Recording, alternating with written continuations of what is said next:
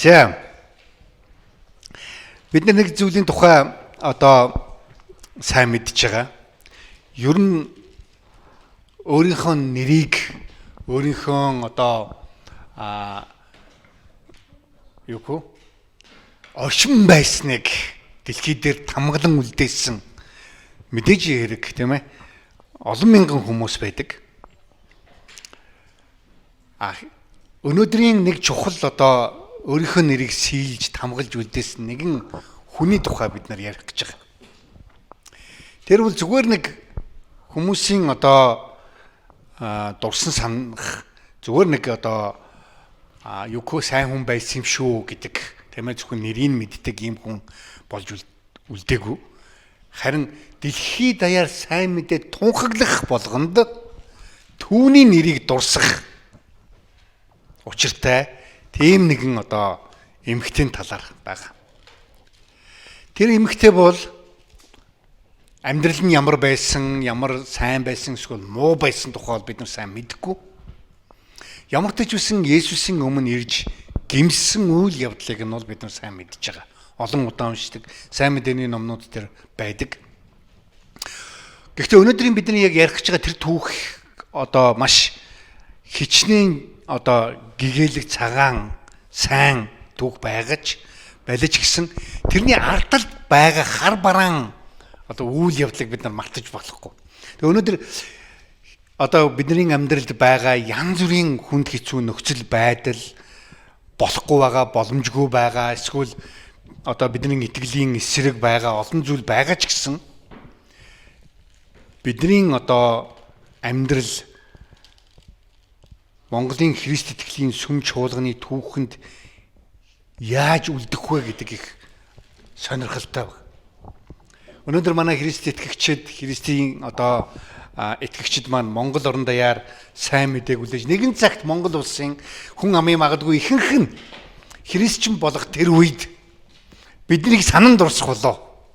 Манай мо анхны хідэн итгэгчид маань ингэж явж иж билээ гэж.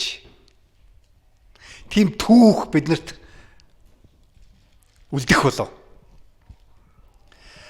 20 жилийнхээ ойгоор билүү тийм ээ. Нэгэн түүхийг би бичсэн байгаа. Мэдгүй та нар баярын мэдээ цуглааны түүх? Мэдгүй. Уншаагүй юу? Тийм ээ. Гений их ч гэсэн хүртэл үг бичсэн байгаа шүү дээ тэр дотор. Христ итгэлийн амьдралын одоо түүх яг юун дээр суурилж илүү үлдэх вэ? Бидний хэр их гоё сайхан ганган байснаар уу эсвэл хэр зэрэг их сайн мэдээний үйлчлэлд, хаанчлалд, итгэлийн амьдралдаа хөрөнгө оруулснаар болов гэж. Мэдээж хэрэг сүлийнх нь баг тийм ээ. Тэгээ өнөөдөр тийм нэгэн эмэгтэйн талаар бүгдээр уншингаа энэ одоо зүйлсийн талаар хамтдаа ярилцъя. 14 дугаар бүлгийн 1-ээс 11 дугаар ишлэлийг уншина. Марк номын 14-ийн 1-ээс 11. Алгасал ба эсгээгүй талхны баяр 2 хоногийн дараа болох байлаа. Ахлах тагилч нар болоод хуулийн багш нар Есүсийг заллин барьж алахыг оролдож байв. Тэд ард олны дунд үмэн гаргахгүй тулд баярын үеэр болохгүй хэмээцгээв. Есүсийг Бетанд уян өвчтэй Симоны гэрт дуглан байхад нь цэвэр үнэт нардын тос бүхийг өлтгөнэн сав барьсан эмэгтэй орж иржээ. Тэр савыг хаглаад Есүсийн толгой дээр тосыг нь цутгав. Гэтэл зарим нь зэвүүцэн өөр хоорондоо хэлэлцэж юунд энэ тосыг ингэж үрнэ вэ? Энэ тосыг 300 гаруй динараар зарж ядуust өгч болох байсан биш шүү дээ. Болох байсан шүү дээ гэд тэд түүнийг зэмлжээ. Харин Есүс түүнийг орхив. Та нар юунд түүнд төвөг удна вэ? Энэ эмэгтэй надад сайныг үлдэв. Учир нь та нар үргэлж ядуустай цуг байна. Хизээ хүссэн цагтаа та нар тэдэнд сайныг үлдэж чадна. Харин та нар надтай үргэлж цуг байхгүй. Тэр хийж чадхаа л хийсэн. Биеийг минь тэр тосолж оршуулгад минь урьдчилан бэлдлээ. Үннээр би та нарт хэлье. Сайн мэдээ бүх ертөнцийн хаач тунхаглагдсан энэ эмэгтэйг дурсаж үйлс нь яригдах болно гэлээ. 12-ийн нэг байсан Искариотын Юдас Есүсийг барьж өгөхөөр ахлах тахилч нар руу явлаа. Тэд үүнийг сонсоод баярлаж түүнд мөнгө өгөхөөр амлав. Тиймээс Есүсийг барьж өгөх аятай завшааныг тэрээр эрэлхийлж эхэлвэ. Амен. За хэрэв бид 1-2 дугаар ишлэлийг бас 10-11 дугаар ишлэлийг харах юм бол маш хар бараан дэвсгэр тэнцээ харагдаж байна. Нөхцөл байдал маш хар бараан байгаа. Есүсийг бүгдээрээ барьж алахыг хичээж байгаа ийм үйл явдал.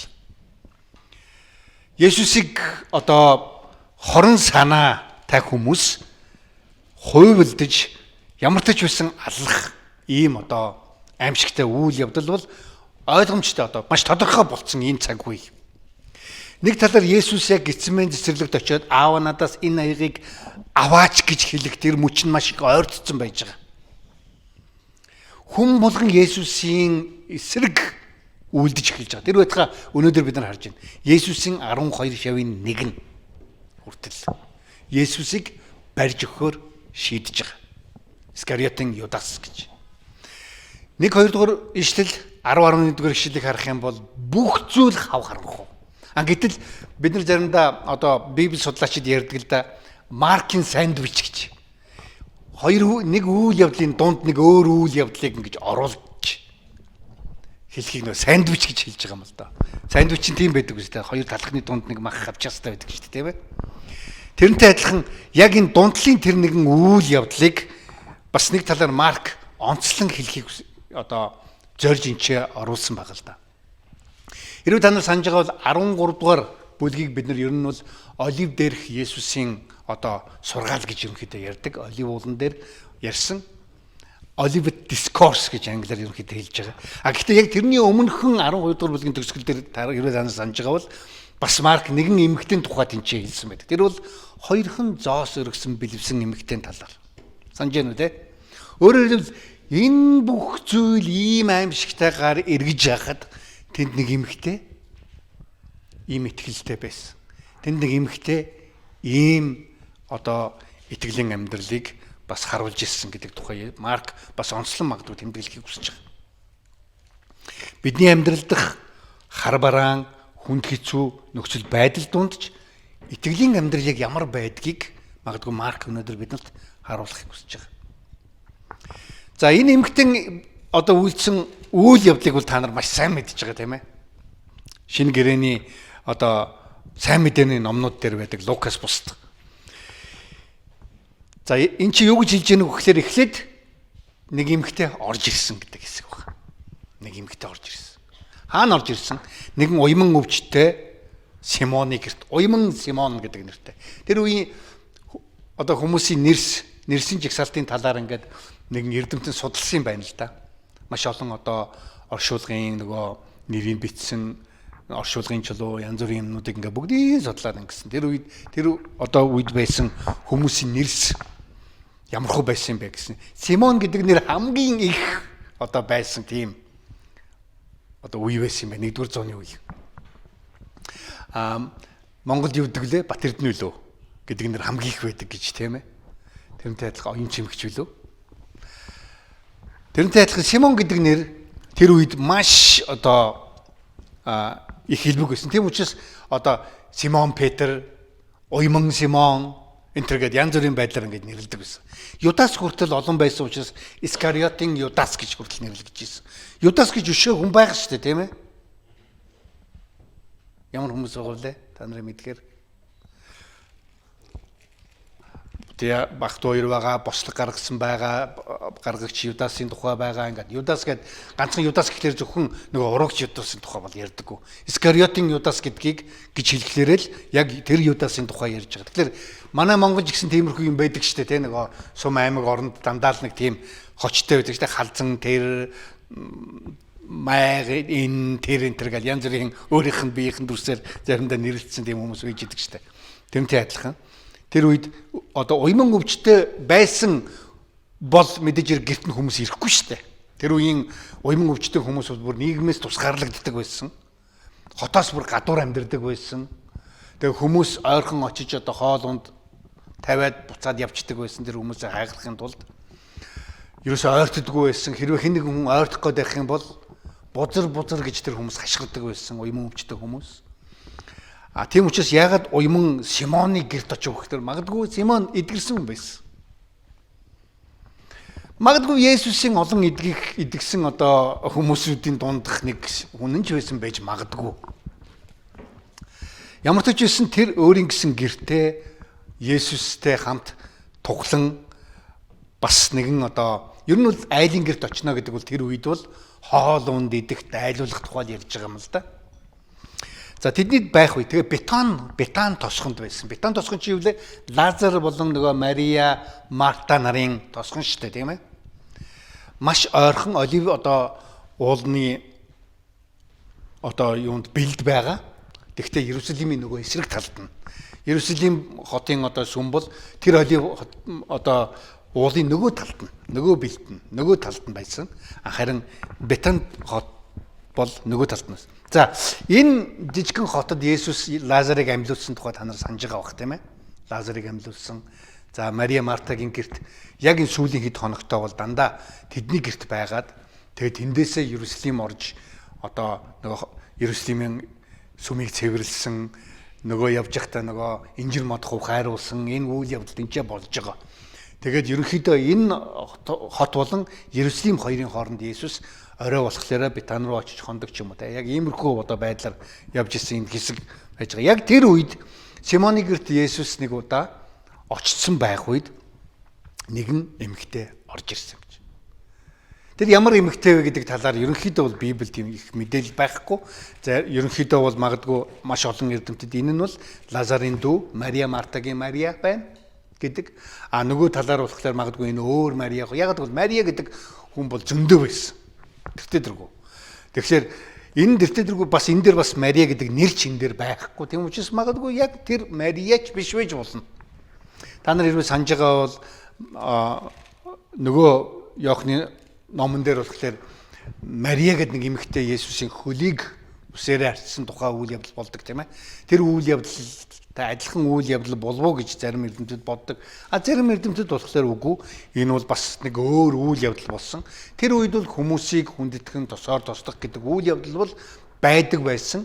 Бас нас барсан хүмүүст тосоор тосолдог үйл одоо зан үйл байсан. Тийм учраас энэ үйл явдал бол Есүст хэд удаа тохиолдсон байх нь бол нэг ч тийм гайхалтай зүйл биш ээ гэж зарим эрдэмтэд ерөнхийдөө үздэг. Тийм учраас заавал нэг л болсон үйл явдал нөгөө үсээрээ арчсан эмэгтэйгийн үйл явдал яг л тэр үйл явдал мөн байх гэж бодох нь бас магадгүй тийм ч их одоо оновчтой биш байж болох юм. За ямар ч үсэн үйл явдлыг Маркийн хэлснээр хэрвээ бид нар харах юм бол тэр нэгэн эмэгтэй юу барьж ирсэн бэ гэхлээр цэвэр өвнөд нардын тос бүхий гөлтгөнэн сав. Гөлтгөнэн сав гэж та нар юм мэдж гэнэ үү? Тэр үеийнхэр бол маш одоо нэмхэн амархан хагардаг, маш нандин юмаа хадгалдаг ийм жижигхэн ваар сав гэсэн үг. Ваар. Өөрөөр хэлбэл үнэртэй усны савл гэсэн үг л дээ тухайн үеийнхэр бол. Үнэртэй усны сав. Тэр одоо нардын тос гэж байгаа тэр юм нь бол маш гоё үнэртэй. Одоо үнэр нь салдаггүй, удаан үнэр байдаг. Мэдээж ургамлаас гаргаж авдаг маш нарийн, маш үнэтэй ийм одоо тос байсан. Иймэрхүү тосоор ерөнхийдөө бол штэ хаад ноёдыг тослох, тийм ээ, томилох, тохон томилох, хүндлэх, хүлээж авах. За магадгүй нас барсан хүмүүсээ хүндлэн оршуулахдаа тийхүү ийм одоо үнэт тосоор тэр үеийн хүмүүс одоо тосолдог байсан. Хайран оршуулахад өстэй ийм хүнтэй хэрэглээд байхдаа яадаг ингэж зарим хүмүүс боддог байх. Гэхдээ ер нь л хүн төрлөختний түүхэнд оршуулга гэдэг бол маш хүндтэй үйл явдал байсан учраас Монголын түүхэнд хүртэлтэй бүхэл бүтэн магадгүй адуу, мал нөгөө үнэт эрдэнэс алт мөнгийг нь хүртэл хамт оршуулдаг байсан шүү дээ, тийм ээ. Тэгэхээр тэдний хувьд ч гэсэн энэ үнэт эрдэнэсээ бас одоо тухайн одоо нас урсан хүний заримдаа хажууд нь тавьдаг бас хэрвээ хагарчих юм бол хагарсан үрзийг нь хүртэл тэр хүмүүсийн дээр ингэж нэг савных нь энэ одоо гөлтгөнэн савныхаа одоо өрөмгүүдийг одоо шилэн аяг гэсэн үг шүү дээ жижигхэн өрөмгүүдийг хүртэл тэр хүний цогцсон дээр ингэж тавьж өөрөөр хэлбэл энэ хүн маш хүндэтгэлтэйгээр оршуулгдсан гэдгийг бас харуулдаг байсан. Тэгэхээр Энэ эмэгтэй юм штэ. Ийм их үнэт одоо эрдэнэс байна гэдэг бол хоёрхан л ерөнхийдөө тохиолдол байгаа л да. Тэр эмэгтэйд уламжлагдсан ирсэн гэр бүлийн одоо өв хөрөнгө. Одоо үе удмаараа одоо нас барсан хүмүүсээ тосолдог бас нэг тосны бас нэг хэсэг магадгүй үлдэгдсэн. Тэр эмэгтэйд үлдэж одоо өв залгамжилж авсан ийм одоо юм байж болно. Нөгөө талаар эмэгтэй хүн гэрлэхэд бас нөгөө нэг инжигж өгдөг байсан шүү дээ дээр үед тийм ээ. Нөгөө нэг айлдаа эрэгтэй тал нь эмэгтэй талдаа одоо эхнийг нь авахын тулд маш их үнээр авдаг байсны бас тэгж өгдөг юмных нэг нь ийм одоо гөлтгөнэн савтай үнэт ийм тос байсан. Энэ нь магадгүй нэг хүний ажлын бүтэн жилийн тэ хөлстэй адилхан ийм их үнэтэй байсан. 300 динар гэж хэлж байгаа. 1 динар нэг өдрийн ажлын хөлс. Хүн 6 өдөр ажилладаг байсан тухайн үедээ. Тэгэхээр бүтэн 1 жил ямар тач байсан. Ажилласан одоо ийм хүний хөлс. Хүн ерөөсөө тийм үнэтэй юмыг зүгээр үнэтэй ус ерөнхийдөө бүтэн жилийнхаа мөнгөөр авдаг хүн байна уу та нарын дунд? Байвал хэлээрэй. За. Маш үнэтэй. Нөгөө талаар тэр эмэгтэйгийн тэр үйлдэл бол одоо бүр айтанд орохооргүй ийм одоо нөхцөл байдалд байсныг нь ерөнхийдөө бид нар энэ үйл явдлаас ерөнхийдөө харж байна. Тэр эмэгтэй зүгээр л хурж ирээл нөгөө саваа хаглал зүгээр нэг гой үнэртэй ус дургиж байгаа юм шиг хуруугаа үзүүрт нь ингэнгүүтээ ингээгүй. Бүгдийг хаглаад Есүсийн толгой дээр одоо асгасан. Тэгээд магадгүй тэр нь ингээд тийм ээ одоо нийт Есүсийн биеийг тэр чигээр нь магадгүй тосолсон баг. Толгооноос нь улыг хүртэл. Тэр одоо магадгүй нэг 350-аас 450 грамм л юм байгаа тэр бол. Ерөнхийдөө бол маш их одоо үнэтэй. Та нар ийм жижиг үнэртэй ус заримдаа ямар үнэтэй байдгийг мэднэ үстэй. Эмэгтэйчүүд ялангуяа мэдж байгаа хөөхтэй. Хэдхэн грамм та. Тэгтэл 350-аас 450 грамм тийм үнэт тос тэнцээ асгарсан байгаа. Тэгээ магадгүй тэр айлаас тийм хэдэн өдөртөө тэр үнэр нь гараагүй баг.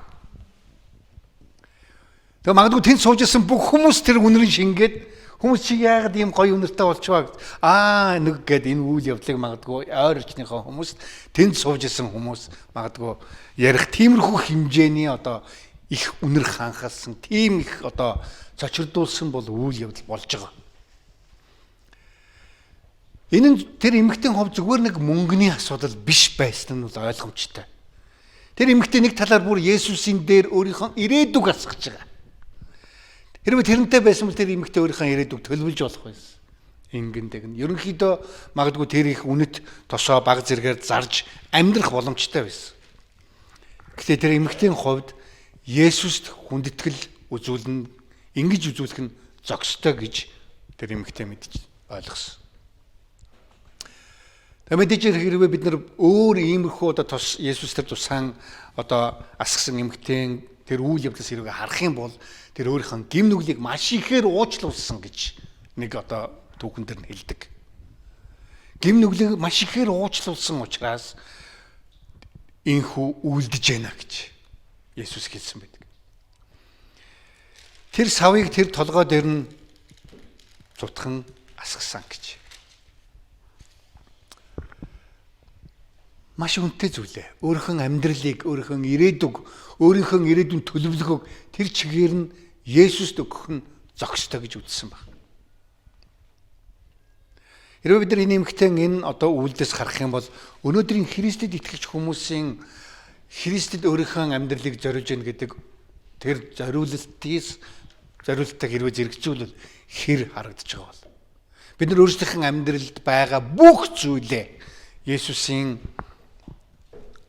тэр эмэгтэй бол Есүсийн оршуулгад зориулж энийг хийж гэнэ гэж хэлсэн байгаа. Харин бидний хувьд Есүсийн хаанчлалд, сайн мэдээнд, дахин ирэлтэд бүх зүйлээ тийхүү зориулах хууз тийм итгэлтэй Христэд итгэгчд мөн үү гэж өөрөөсөө асуух хэрэгтэй болж байгаа. Надад одоо яг юу байгаа вэ? Тэр бүхэн маань яг Бурхны хаанчлалынх мөн үү? Эсвэл энэ минийх тэгээд нэг жоохон хэсэг нь яг хөө энэ цуглааных ч юм уу хаанчлал зориулсан юм а гэж.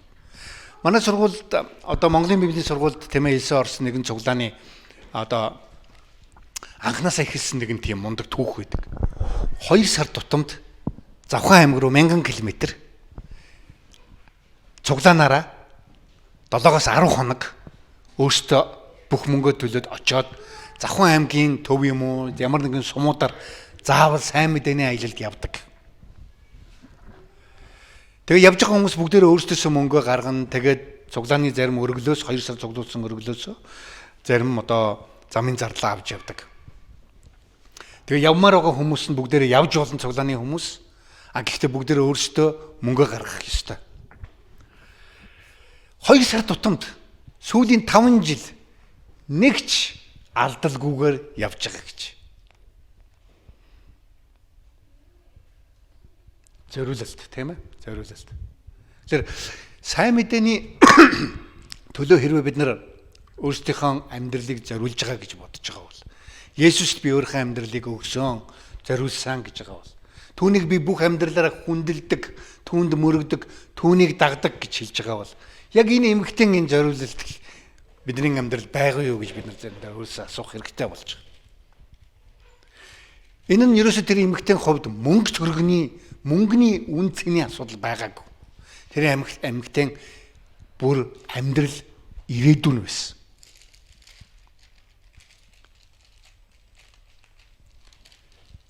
Яаж тэгж бид нар мэдж байна вэ? Тэнд байгаа хүмүүсийн реакцаас харж байгаа. Тэнд байгаа хүмүүс бүгдээрээ зэвүүцсэн гэж 4-р ишлэлээр. Зэвүүцсэн. Зэвүүцэн өөр хоорондоо хилэлцэж. Юунд энэ их тосыг ингэж үрнэ вэ? За мэдээж би хэрэг Марк зөвхөн хэлсэн 2-3 юмыг л хэлсэн юм чи хэлсэн баг л та. Энэ тосыг 300 гаруй динараар зарж ядуус төгж болох байсан шүү дээ гэж тэд нар хэлсэн баг. Магадгүй ихэнхэндээ гэж хэлсэн баг. Тэгээд маш өөр олон зүйлийг тэр эмэгтэйд хэлсэн баг л та. Тэр эмэгтэй тэр хүмүүсийн өмнө өөрийнхөө ирээдүг авчирж Есүс дээр асгаа зогсоогүй. Бас хажуугаар нь өөрийнхөө одоо байгаа нэр хүндийг хүртэл тийм хутганы ирэн дээр тавих гэж хэлдэг шүү дээ тийм ээ. Тэр хүмүүсээр буруу хэлүүлэхтэй бэлэн байсан. Өнөөдөр заримдаа Христэд итгэх итгэлийнхаа амьдрал бид нар заримдаа тодорхой шийдвэр гаргахад хүмүүс биднийг шал тэнэг юм аа гэж хэлж ирсэн үү? Хэлж байгаагүй бол бид нар бодох хэрэгтэй. Чи өстө тэнэг Есүс гээл одоо хамаг юм ингэчих юм гэж хэлүүлж байгаагүй бол. Хамаг цагаа үрж гэн, хамаг мөнгөө үрж гэн, хамаг амьдралынхаа тодорхой чухал зүйлсүүдийг хойш нь тавьж гэн гэж магадгүй хэлүүлж исэн.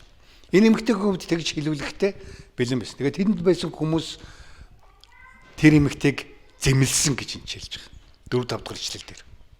Зэмлсэн. Юунд зэмлсэн бэ? Тийм их үнэт зүйлийг шал дэмий ингэж асгах хэрэг байсан юм уу гэж. Тэр удаа тэн чи зүгээр фарисеучуд биш. Тэн чи шавнар нь байсан. Шавнар нь хүртэл дургуутсан. Шавнар нь хүртэл тэр эмэгтэйд зэвүүцсэн. Яагаад? Юдэ хүмүүсийн хувьд тийм их хүндэтгэл үзүүлэх нь зохистой биш. Есүст үзүүлж байгаа тэр хүндэтгэлийг хараад хөө болж штэ би ч гэсэн ингэмээр байна гэж тэр хүмүүс яагаад бодоогүй. Тэр хүмүүсийн өөрсдийнх нь гаргаж ирсэн зориулалт, итгэл, тэр үеийнхэн нөхцөл байдлаас тэр эмэгтэй хамаагүй хол давтсан итгэлтэй байгааг тэд нар харсан. Магадгүй атгаархсан.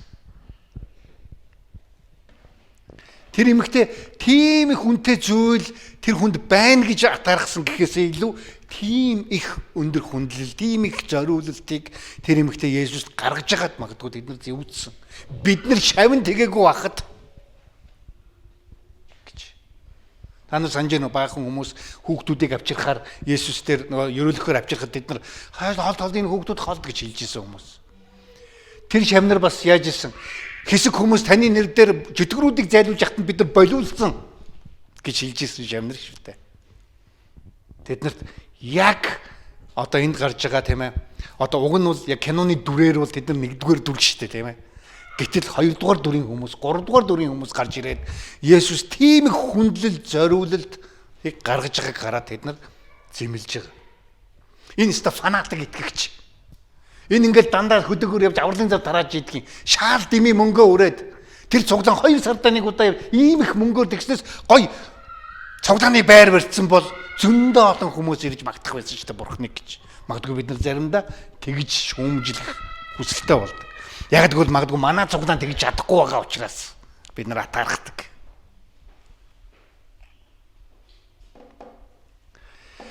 Тэр хүмүүс бүгдээрээ ийм зүйлсийг 300 динараар зараад ядууст бид нар тарааж өгөх болох байсан гэж. Тэд нар үнэхээр ядуусын тухай бодсон уу? Үгүй. Хэрвээ бид нар хитгэн ишлийн дараа харах юм бол Юдас тэр мөнгийг зөвхөн өөртөө авах юмсан л гэж бодож ирсэн баг. Юдас тэр цорын ганц ядуу нь бол Юдасын хувьд өөрөө л байсан баг. Зориулах ёстой хүмүүс нь хүн нь өөрөө л байсан баг. Тэд нар тэр эмэгтэйгийн хараж чадсан зүйлийг харж чадаагүй.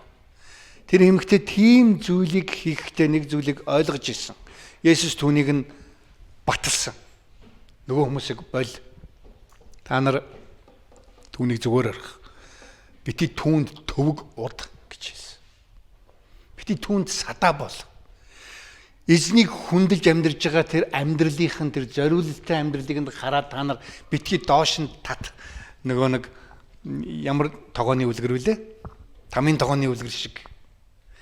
Нэг хүн эзэнд хүндэтгэл мөрөглөг өргөж ийм их гайхалтай хүндлэлтэй амьдарч чадж байгааг хараад та нар дуурайхыг хичээг тэрнээс биш бити доош нь тат бити зэмлээдэ.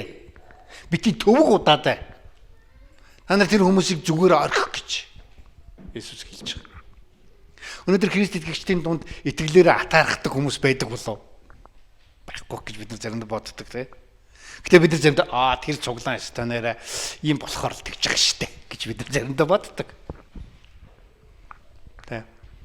Манай цуглаан тийш явах гэж хаад ягаад танаа цуглаан тийш явчихваа? Бид нар тийм юм тохиолдож ирсэн. Өдөр орнотгийн нэг цуглаан маань нэг аймаг сум руу явах гэсэн чинь манайх явах ёстой байхад тэгээ заа гэд тэгсэн чинь дараа нь тэд нар хизээч яваагүй аюу олон жилийн дараа тэр сум руу бид нар явах хэрэгтэй болсон. Атаархал гэдэг заримдаа аюу аюултай зүйл байдаг тийм ээ. Атаархал гэдэг аюу аюултай.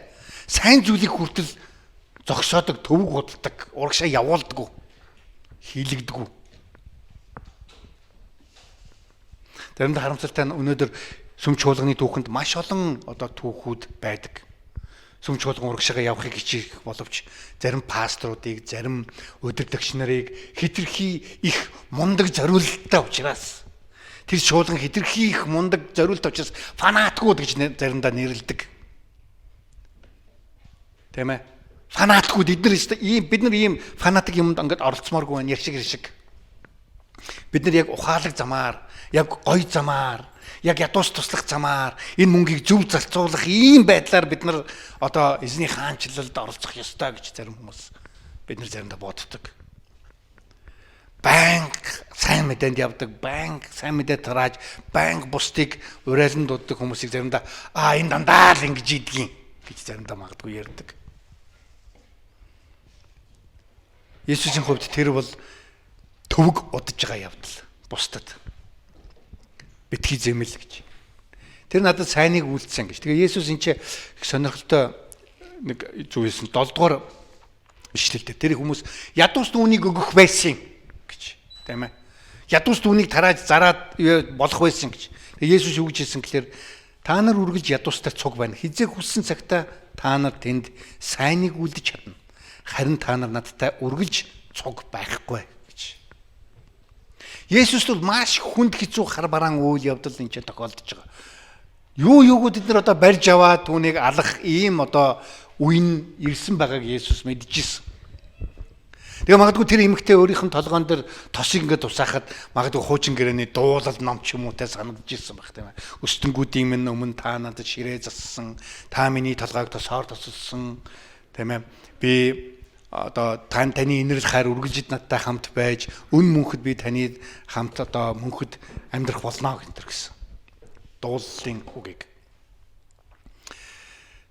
Харин тэр эмэгтэй мэджсэн тэр нэгэн зүйлийг тийм ээ шамдар нь юусэн мэдээгүй.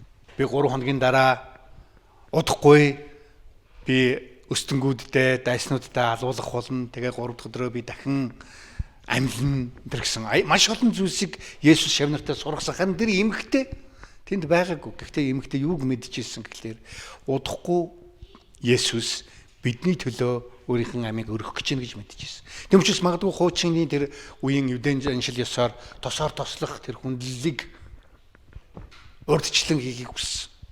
Яг тэгвэл Есүс юуг одоо баригдаад алуулаад тэгээд загалмай дээр зовлогдоод өгөх нь хаягдана гэж бодсон. Магадгүй. Тийм учраас тэр эмэгтэй тэр өөрийнхөө тийм ээ одоо магадгүй оршуулгаж зориулсан, хадгалсан, өв уламжлагдж авсан тэр үнэт зүйлээ Есүст зориулахыг хүссэн байсан. Тэр эмэгтэй мэдчихсэн.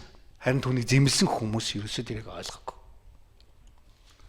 Бурхны хаанчлалын ойлголт ийм байдаг.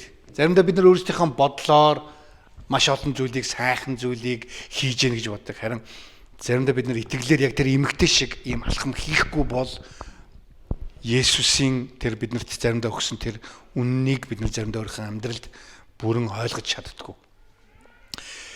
Тэгээд тэр 8 дугаар ишлээ тэр чадхаар хийсэн биеийг минь тусаж оршуулгад минь урдчлан бэлдлээ гэж.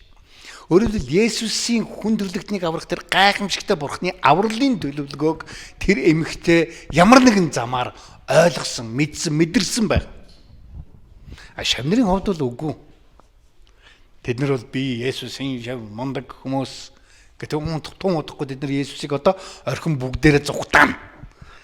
Тэгээд маш инээдтэйгээр Иохан ном дээр зарим нь хүртэл шалдан зүгтаасан хувцас орхиод гэж бичсэн байдаг.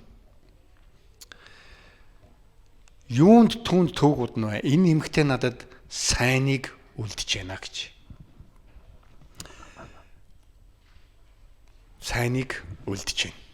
Өөрөөр хэлбэл таны хувьд яг Христэд итгэгч хүний хувьд яг энэ эмэгтэй шиг ийм ойлголтоор хүндлэл, мөргөл, эзний үгийг суралцахад, эзэнт залбирахад, эзэнтэй хамт амьдрахад өөрийнхөө амьдралыг бүр мөсөн асгаж, бүр мөсөн зориулж байгаа юу гэсэн юм асуулт.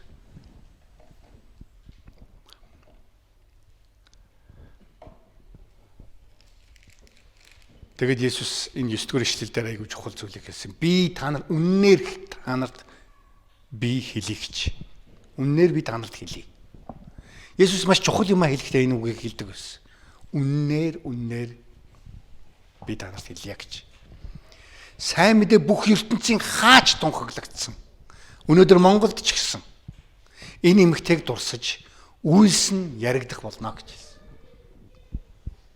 Одоо бид нар тусаж ярьж штэ тийм ээ. Үйлс нь яригдах болно гэж. Энэ нөгөө нэг янз бүрийн зэмлэл хийгээд байсан, энэ олон янзын тэн сууж ирсэн тэр айл зочилсон олон шашны мяндагтангууд одоо хүмүүс инээ тэрэ том юм ярьж мундаг одоо философийн одоо гаргалгаа гаргаж ирсэн тэр хүмүүсийг хинж санахгүй. Харин энэ эмэгтэйг санана гэсэн. Тэр хүмүүсийн маш их баян байсан, маш их гоё затгалан их юм идчихсэн, олон хөрөнгөтэй байсан, олон ядуус магадгүй тусалсныг хинч санахгүй. Харин энэ эмэгтэй үйлсийг тэд нар санах болно гэсэн Есүс. Өнөөдөр Монгол чуулганы магадгүй 100 жилийн дараа, 200 жилийн дараа түүхэнд баярын мэдээ гэдэг цуглаан дурсагдах болов.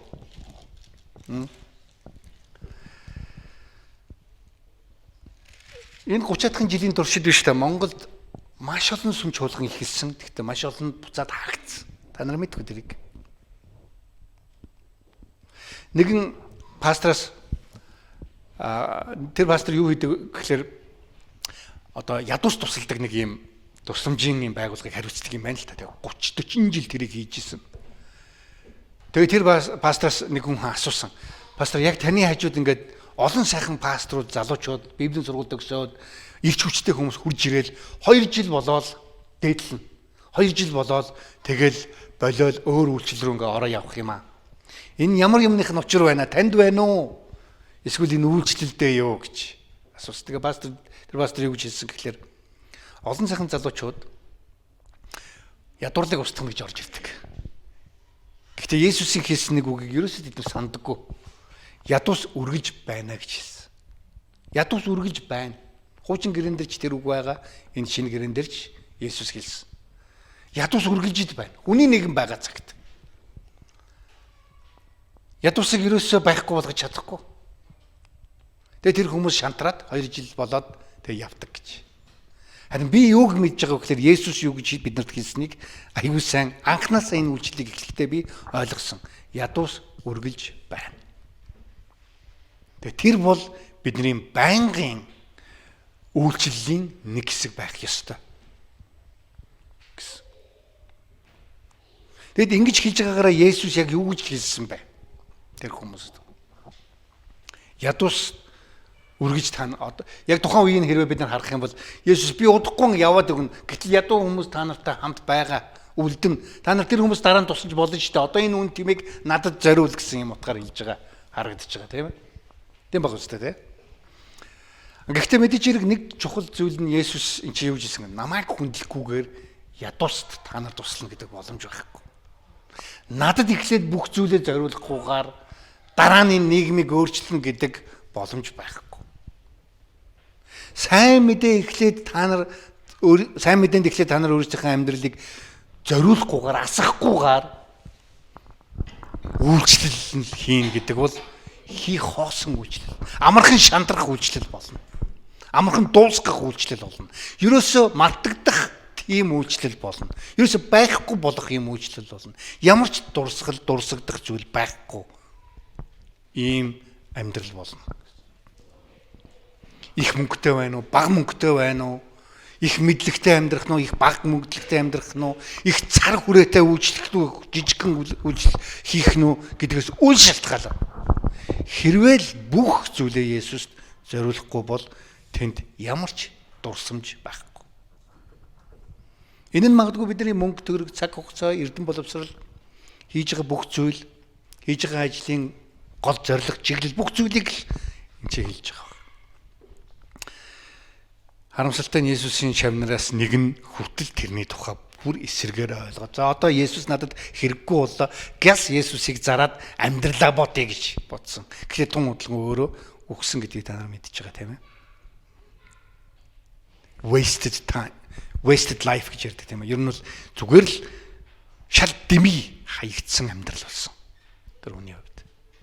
Шал дими Есүсийн хажууд 3 жил явж мөнгөний барьж тэрнээс нь заримдаа хулгайлж амьдрсан амьдрал болсон. Шал дими нөгөө ариун хүн болж харагдсан амьдрал болсон. Харин тэр эмэгтэйгийн хувьд бол магадгүй гим нүгэлтэй гэдгээ мэдэж гимшиж Есүс дээр ирж бүх зүйлээ зориулснараа энэ үйлдэлээрээ шүү дээ зөвхөн дэлхийн бүх дараа ирэх сайн мэдээд тунхаглагдах газар болгонд энэ эмэгтэй дурсан санагдана гэсэн. Манай Монгол чуулган, тэгээ манай Монголын Англи Лютерийн чуулган, манай Баярын мэдээ, манай Баярын мэдээгийн итгэгч нэг бүр энэ эмэгтэй шиг дуусгах болтугай. Амен. За тэгээ бүгдээр хамт эзний өмнөрөө залбирцгаая. Тийм ээ эзэм нь та биднэрт тэр дурсамжтай амьдралыг, тэр дурсгалтай үр дүнтэй амьдралыг, үр дүнтэй итгэлийн амьдралыг та биднэрт өгөөрэй гэж танаас гуйж байна эзэм нь. Бид нар тэгээд энэ зүйлд хүрэхийн тулд өнөөдөр жижигээс багаас энэ бүхнийг хийхийг хүсэж байна эзэм нь. Та өрөөж өгөөрэй. Эзэн Есүс таны нэрээр бид нар өргөн залбирлаа. Амен.